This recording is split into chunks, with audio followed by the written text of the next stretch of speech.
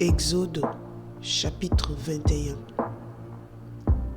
Voici les lois que tu leur présenteras.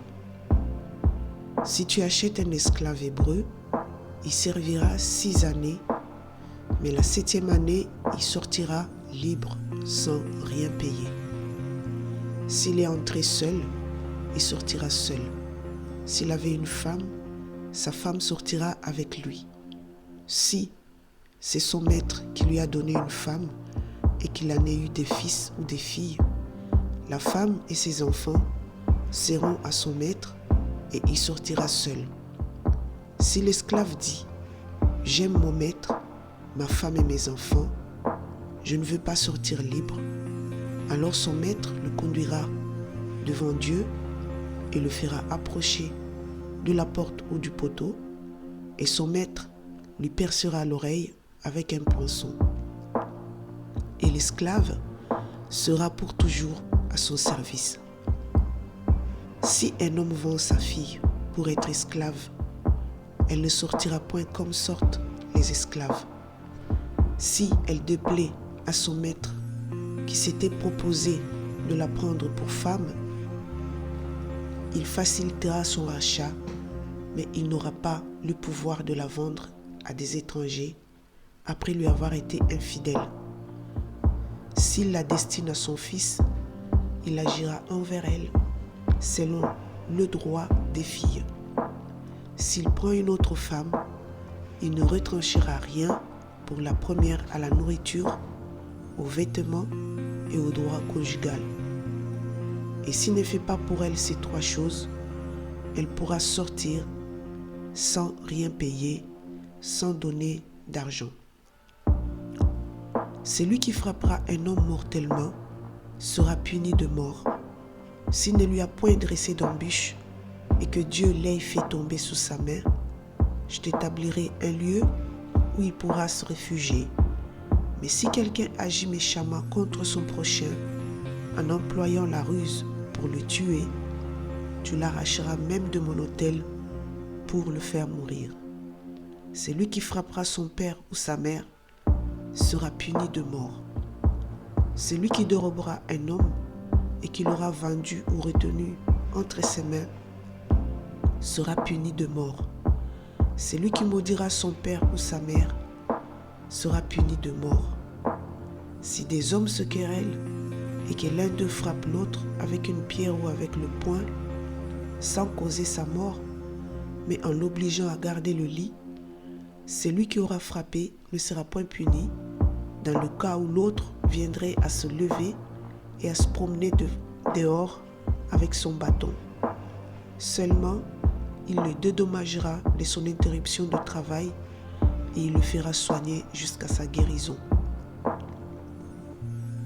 Si un homme frappe du bâton son esclave, homme ou femme, et que l'esclave meurt sous sa main, le maître sera puni. Mais s'il survit un jour ou 2, le maître ne sera point puni, car c'est son argent. Si des hommes se querellent et qu'ils heurtent une femme enceinte et la fassent accoucher sans autre accident, ils seront punis d'une amende imposée par le mari de la femme et qu'ils paieront devant les juges. Mais s'il y a un accident, tu donneras vie pour vie, œil pour œil, dent pour dent, main pour main, pied pour pied, brûlure pour brûlure, blessure pour blessure, meurtrissure pour meurtrissure. Si un homme frappe l'œil de son esclave, homme ou femme, et qu'il lui fasse perdre l'œil, il le mettra en liberté pour prix de son œil. Et s'il fait tomber une dent à son esclave, homme ou femme, il le mettra en liberté pour prix de sa dent. Si un bœuf frappe de ses cornes un homme ou une femme et que la mort en soit la suite, le bœuf sera lapidé, sa chair ne sera point mangée et le maître du bœuf ne sera point puni. Mais si le bœuf était auparavant sujet à frapper et qu'on en ait averti le maître, qu'il n'a point surveillé, le bœuf sera lapidé. Dans le cas où il tuerait un homme ou une femme, et son maître sera puni de mort. Si on impose au maître un prix pour le rachat de sa vie, il paiera tout ce qui lui sera imposé. Lorsque le bœuf frappera un homme, fils ou une fille, cette loi recevra son application. Mais si le bœuf frappe un esclave, homme ou femme, on donnera 30 cycles d'argent au maître de l'esclave et le bœuf sera lapidé. Si un homme met à découvert une citerne ou si un homme en creuse une et ne la recouvre pas et qu'il tombe un bœuf ou un âne, le possesseur de la citerne paiera au maître la valeur de l'animal en argent et aura pour lui l'animal mort.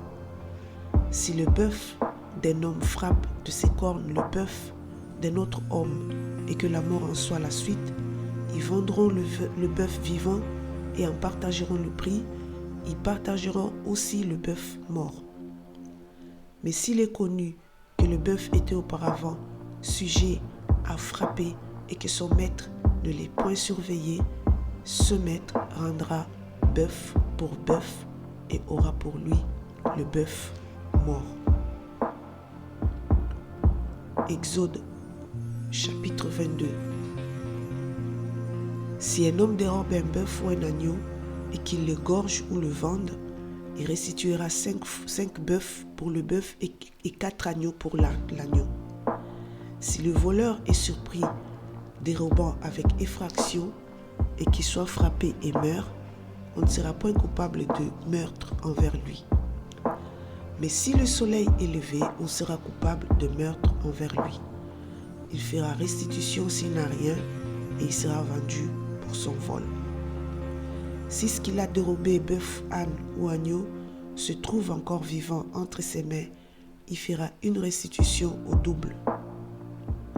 Si un homme fait du dégât dans un champ ou dans une vigne et qu'il laisse son bétail paître dans le champ d'autrui, il donnera en dédommagement le meilleur produit de son champ et de sa vigne.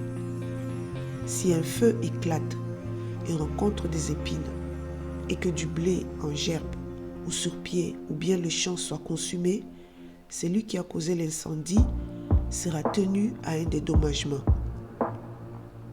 Si un homme donne à un autre de l'argent ou des objets à garder et qu'on les vole dans la maison de ce dernier, le voleur fera une restitution au double dans le cas où il serait trouvé.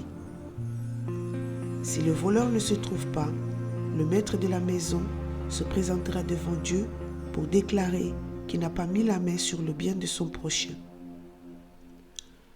Dans toute affaire frauduleuse concernant un bœuf, un âne, un agneau, un vêtement ou un objet perdu, au sujet duquel on dira « c'est cela », la cause des deux parties ira jusqu'à Dieu, celui que Dieu condamnera fera à son prochain une restitution au double. Si un homme donne à un autre un âne, un bœuf, un agneau ou un animal quelconque à garder et que l'animal meurt, se casse un membre ou soit enlevé sans que personne l'ait vu, le serment au nom de l'Éternel interviendra entre les deux parties et celui qui a gardé l'animal déclarera qu'il n'a pas mis la main sur le bien de son prochain. Le maître de l'animal acceptera ce serment et l'autre ne sera point tenu à une restitution. Mais si l'animal a été dérobé chez lui, il sera tenu vis-à-vis de son maître à une restitution. Si l'animal a été déchiré, il le produira en témoignage et il ne sera point tenu à une restitution pour ce qui a été déchiré. Si un homme emprunte à un autre un animal et que l'animal se casse un membre ou qu'il meurt en l'absence de son maître, il y aura lieu à restitution. Si le maître est présent, il n'y aura pas lieu à restitution. Si l'animal a été loué, le prix du louage suffira. Si un homme séduit une vierge qui n'est point fiancée et qu'il couche avec elle, il paiera sa dot et la prendra pour femme. Si le père refuse de la lui accorder, il paiera en argent la valeur de la dot des vierges. Tu ne laisseras point vivre la magicienne. Quiconque couche avec une bête sera puni de mort. Celui qui offre des sacrifices à d'autres dieux qu'à l'Éternel seul sera voué à l'extermination. Tu ne maltraiteras point l'étranger et tu ne l'opprimeras point, car vous avez été étrangers dans le pays d'Égypte. Tu n'affligeras point la veuve ni l'orphelin. Si tu les affliges et qu'ils viennent à moi, j'entendrai leurs cris. Ma colère s'enflammera et je vous détruirai par l'épée. Vos femmes deviendront veuves et vos enfants des orphelins.